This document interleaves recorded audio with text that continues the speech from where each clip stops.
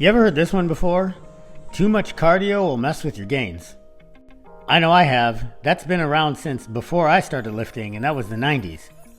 Well, that phenomena is referred to as the interference effect. And in this video, we're going to talk about it, determining to what extent it may or may not be a thing that concerns us, depending on our goals, and some other key takeaways. So, let's get into it. As far as I can tell, the term interference effect originates from this Hickson study in 1980, where basically they had three groups. They had a strength training group, an endurance group, and then a strength and endurance group. You can Google PubMed the entire study on your own, but I'll put up the abstract here so you can pause and read it. Basically, the strength and endurance group found that they had similar increases in VO2 max as the endurance group. The regular strength group had no increase in VO2 max, but the strength and endurance group also had, in their words, a reduced capacity to develop strength. So let's kind of talk about that for a second. Aerobic exercise and resistance training derive two dissimilar adaptations on account of utilizing two different signaling mechanisms. Endurance training primarily upregulates AMPK, resulting in mitochondrial biogenesis. In other words, more powerhouses of the cell in your type 1 fibers for sustained energy production during long duration activities, whereas resistance training upregulates mTOR, mammalian target of rapamycin, which stimulates muscular hypertrophy, primarily in the type 2 fast twitch fibers. Although your type 1's hypertrophy as well, just not to the same extent. So that's kind of like the OG granddaddy study that got this whole thing jumped off. There's since been numerous other studies that have given us different findings, but essentially what you can take away from the original study is that if you want to maximize one adaptation over the other, so either the mitochondrial proliferation or hypertrophy, then it makes sense to primarily do one, if not only one or the other methods of training. I mean, that's kind of common sense, right? Like, if your goal is to be an IFBB or a natural bodybuilding professional, like your sport is the sport of building as much lean mass as possible and then showing it off on stage, then, conditioning, cardio to you is just a tool to get rid of fat to show off that muscle, but only to the extent that it doesn't interfere with the process of you building and retaining that muscle in the first place.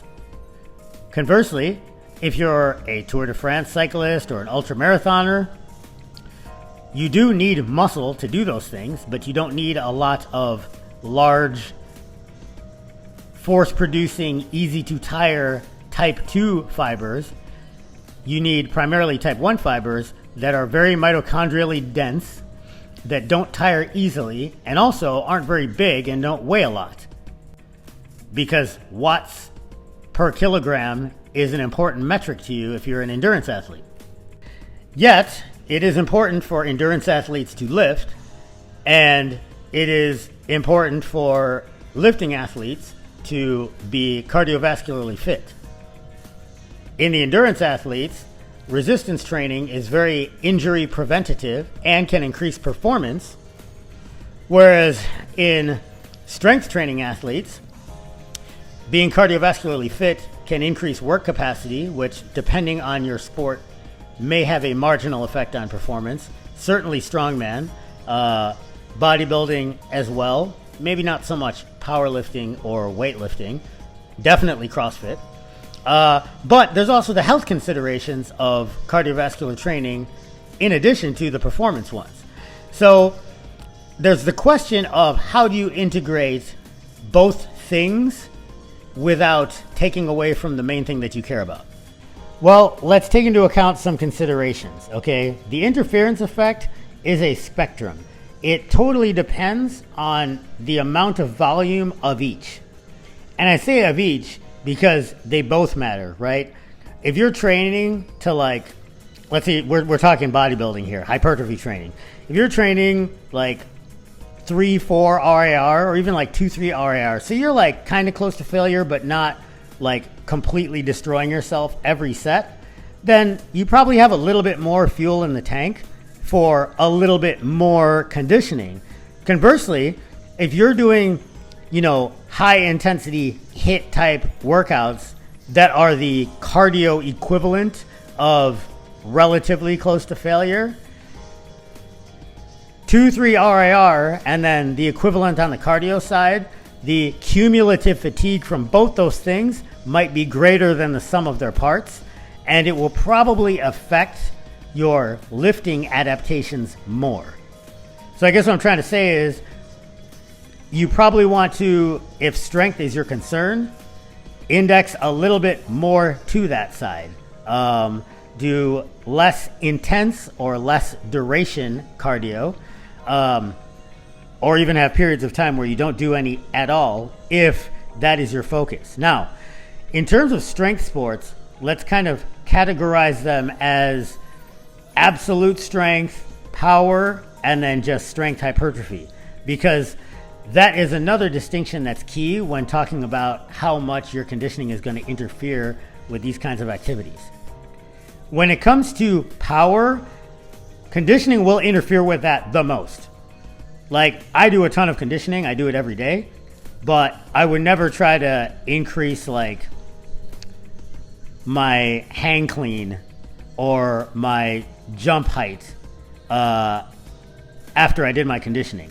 Because for sure, even as conditioned as I am, which is another factor to consider, your actual aerobic fitness level, it would still have a pretty significant impact on my power output. I mean, it does. I know it does. Absolute strength is affected, not as much as power, but certainly like your 1RM, 95, 90, probably as far down as 85%. I'm hazarding a guess. I don't have specific data on this, but I would say at least for me, anything under 85 is good, but above 85, I'm probably losing more than a marginal amount of that strength. Now, in terms of hypertrophy, that's probably affected the least. I mean, I'm not a very big person, but I pretty easily retain a decent amount of muscle mass. That being said, I'm not really trying very hard to get much bigger. If I were a hard gainer, or if, having more muscle was my sport, I would definitely back off on the amount of conditioning that I do in order to facilitate that. Now, I mentioned this briefly earlier, but your fitness level during these pursuits is also important. If you are very unfit and you're trying to both improve your aerobic fitness and get super jacked at the same time, it's probably a better idea to just do one and then the other. If you are already very aerobically fit, so that doing cardio isn't very systemically fatiguing to you, you're probably more amenable to do concurrent training than the unfit individual is. Not taking into account beginner gains, of course. And then lastly, diet is another consideration. So if you're in a massive calorie deficit and or really low carbs, in either case, you'll have less available energy to contribute to both activities. And so you're likely to experience a greater amount of interference under those conditions as well. So the long and the short of it, folks, is there is kind of, sort of, an interference effect. And I say kind of, sort of because there is, but the extent to which that matters depends on a lot of very nuanced, specific to you factors. For me, it's a big nothing burger, but again, that's because I'm not overly concerned with my gains. I'm more concerned with my health. So when it comes to the interference effect, it's entirely up to what your priorities are and how much you desire one particular training adaptation over the other. And you can certainly have your cake and eat it too, but you can't train for your IFBB Pro debut and the Tour de France at the same time. Whatever you decide to do, stay in the fight, and thanks for watching.